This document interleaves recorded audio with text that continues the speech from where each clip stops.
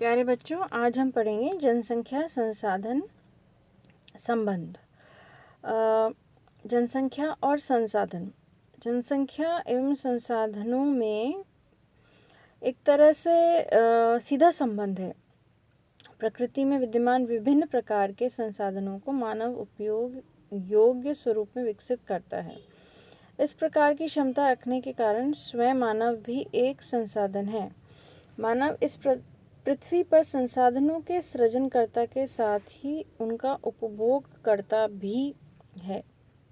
इसका अर्थ यह है कि मानव इस पृथ्वी पर फैले हुए जो भी संसाधन है उसको उपयोग में लेकर आता है, तो वो स्वयं भी एक संसाधन बन जाता है। पीटर हेगेट ने कहा है कि कोई भी प्राकृतिक पदार्थ या शक्ति तब तक संसाधन नहीं बनता जब तक कि वह मानव की आवश्यकताओं की पूर्ति ना करे।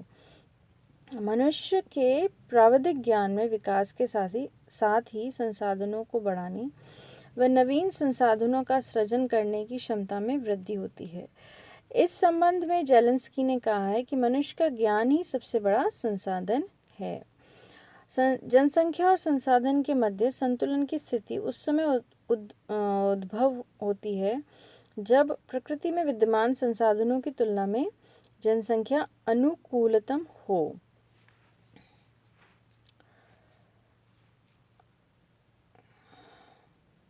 संसाधनों की तुलना में जनसंख्या अधिक होने पर उसे जनाधिक्य तथा कम होने पर जनाभाव कहते हैं। इसका अर्थ यह है कि संसाधन और उसका उपभोग करने वाले मानव, उन दोनों के बीच एक संतुलन स्थापित होना चाहिए। अगर ये संतुलन स्थापित नहीं है, इसका अर्थ ये है कि जो पॉपुलेशन वो अधिक है तो उसे जनाधिक्य कहते हैं। जनाधिक्य की सिचुएशन है वो, और जनाभाव यानी कि लोग कम हैं उन संसाधनों को यूज़ करने के लिए। लेकिन जनसंख्या में संसाधन के मध्य संतुलन की दशा बहुत कम दृष्टिगत होती है, अर्थात इसको कम देखा गया है कि इसी संतुलन की स्थिति पाई जाती हो।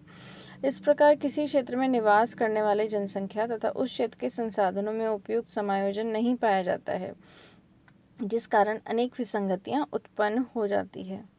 इन विसंगतियों की दशा को जनसंख्या दबाव कहते हैं, अर्थात कि जब जनसंख्या अधिक हो जाए और संसाधन कम हो जाए तो उसे ही जनसंख्या दबाव की स्थिति कहा जाता है।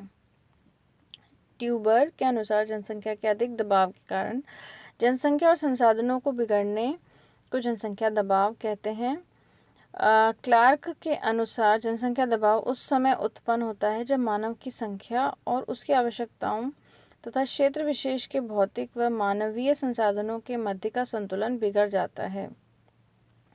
ब्राउनिंग ने संसाधनों की पृथक प्रवृत्ति के संदर्भ में स्पष्ट किया है कि समुदाय के संसाधनों तथा उसकी जनसंख्या के मध्य असंतुलन से जनसंख्या दबाव उत्पन्न होता है। इसमें जनसंख्या एवं संसाधनों को मानवीय आधिपत्य में सीमाबद्ध किया गया है। मबोगुंजे ने बताया कि जनसंख्या दबाव भूमि संसाधन, जनसंख्या और लोगों की आकांक्षाओं के मध्य होने वाली अंतःक्रिया के परिणाम होते हैं। इसे निम्नांकित कारकों की सहायता से ज्ञात कर सकते हैं: संसाधनों की उपलब्धता और उनका गुणात्मक स्वरूप, जनसंख्या की आकांक्षाएं, उनकी सीमा तथा स्वरूप। अनुकूल जो जनसंख्या होती है यानी कि आदर्श जनसंख्या, वो क्या होती है? अनुकूलतम जनसंख्या किसी प्रदेश विशेष में स्थित उस कुल जनसंख्या को कहते हैं जो उस क्षेत्र विशेष में उपलब्ध कुल आर्थिक एवं सामाजिक संसाधनों के उचित उपयोग के अनुकूल हों। अर्थात किसी क्षेत्र विशेष में स्थित कुल जनसंख्या का आधुनिक प्रौद्योगिकी की सहायता से पूर्ण विकसित करने तथा उसका उत्पादन एवं उपभोग करने के लिए अनुकूलतम आवश्यक जनसंख्या हो, जो उस क्षेत्र विशेष में उपलब्ध संसाधनों का उपयोग कर उच्चतम जीवन स्तर का जीवन निर्वाह करती हो। उस क्षेत्र विशेष की कुल जनसंख्या को अनुकूलतम जनसंख्या कहा जाता है।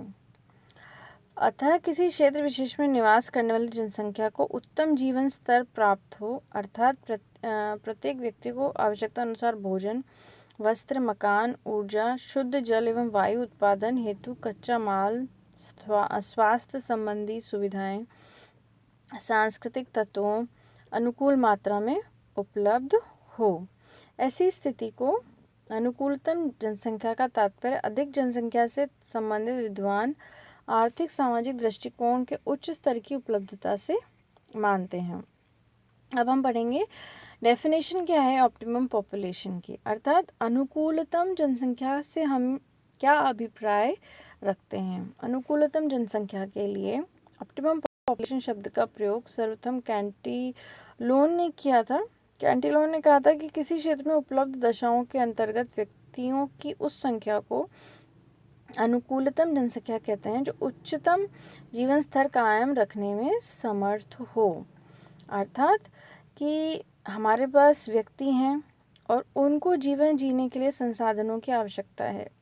संसाधनों की आवश्यकता उतनी है जितनी कि वह उच्चतम जीवन स्तर को जी सकें। ऐसी स्थिति पर ये क्या होती है, आदर्श जनसंख्या। उसके अनुसार ही जैसे कि डाल्टन ने क्या कहा था, optimum population is that which gives the maximum income पर हेड। फिर उसी अनुसार कार्ल सॉन्डर्स के अनुसार अनुकूलतम जनसंख्या वह है जो अधिकतम कल्याण उत्पन्न करती है। अब हम आगे बढ़ते हैं इसके अनुकूलतम जनसंख्या के निर्धारण के मापदंड। सकल राष्ट्रीय उत्पाद। सकल राष्ट्रीय उत्पाद किसी क्षेत्र विशेष के कुल उत्पादन का आकलन सकल राष्ट्रीय उत्पाद कहलाता है। लेकिन क्षेत्र विशेष में निर्वासित जनसंख्या में व्यक्ति विशेष की प्रति व्यक्ति आय के अंतर का ज्ञान इसके द्वारा नहीं हो पाता है। तो हम इसको इस तरह से समझ सकते हैं, सकल राष्ट्रीय उत्पाद, पूर्ण रोजगार, उच्चतम जीवन स्तर, संसाधनों का पूर्ण उपयोग, जनांकीय संरचना, प्रदूषण रहित विकास।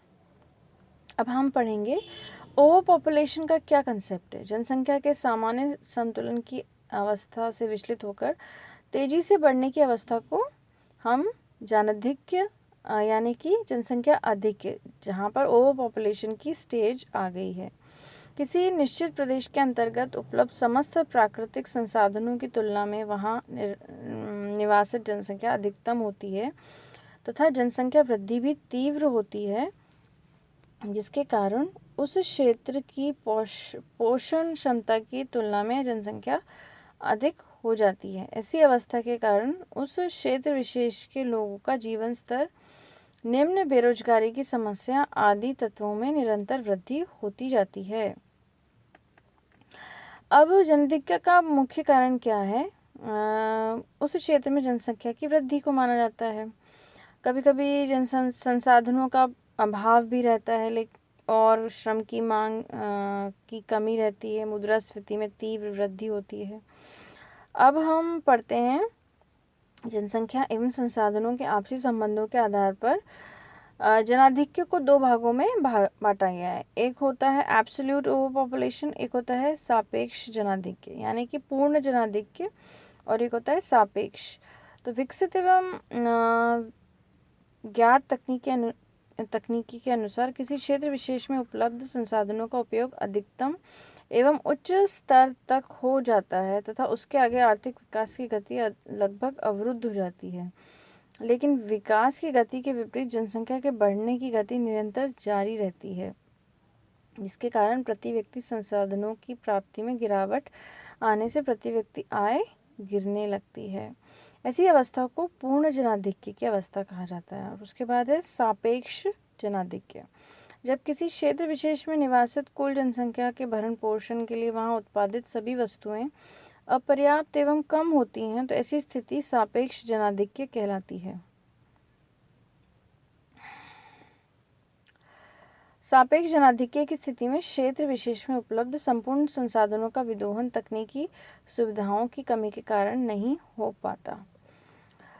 सापेक्ष जनसंख्या अधिक के संसाधनों में संतुलन की वह स्थिति है जिसमें उत्पादन का वर्तमान स्तर जनसंख्या के लिए अपर्याप्त होता है। उत्पादन स्तर को बढ़ाकर इसी स्थिति से निजात पाया जा सकता है। अब हम पढ़ेंगे ग्रामीण जनसंख्या अधिक्य के कारण। तीव्र जनसंख्या वृद्धि। अब क्यों अधिक होती है जनसंख्या? तो तीव्र वृद्धि होती है, भूमि में क्षेत्रीय वितरण की असमानता होती है, मशीनीकृत कृषि होती है, अकृषित क्षेत्रों का कम विकसित होना, कृषिगत उत्पादन का निम्न स्तर आदि कारण हो सकते हैं। अब अंडर पॉपुलेशन का क्या कंसेप्ट होता है? जनाभाव वाले क्षेत्रों में संसाधनों का पूर्ण उपयोग नहीं हो पाता है अथवा वहाँ संसाधन जीवन स्तर में कमी के बिना अथवा बेरोजगारी में वृद्धि के बिना ही बृहत्तर जनसंख्या का पोषण करने में असमर्थ होते हैं। इसका अर्थ क्या है कि वहाँ पर संसाधनों का उपयोग ही नहीं हो पा रहा है। तो जब उपयोग ही नहीं हो पा रहा है तो उस क्षेत्र को छोड़कर लोग दूसरे क्षेत्रों में की ओर जाना शुरू कर देते हैं। जनाभाव की स्थिति को दो भागों में बांटा गया है। पूर्ण जनाभाव, जहाँ संपूर्ण क्षेत्र में संसाधनों के उपयोग की तुलना में जनसंख्या कम पाई जाती है, तो उसे पूर्ण जनाभाव कहते हैं। सापेक्ष, महामारी एवं अन्य प्राकृतिक एवं कृत्रिम कारणों के कारण वहाँ पर मृत्यु दर, जन्म दर के अधिक होने के कारण जनाभाव की स्थिति सापेक्ष जनाभाव कहा जाता है। अब हम बात करेंगे जनसंख्या दबाव। जनसंख्या दबाव क्यों होता है? जनसंख्या में तीव्र वृद्धि के कारण, जनसंख्या का असमान वितरण के कारण, स्थानांतरण के कारण, प्राकृतिक संसाधनों का अतिदोहन के कारण, प्राकृतिक आपदाओं के कारण। यहीं पर ये टॉपिक समाप्त होता है।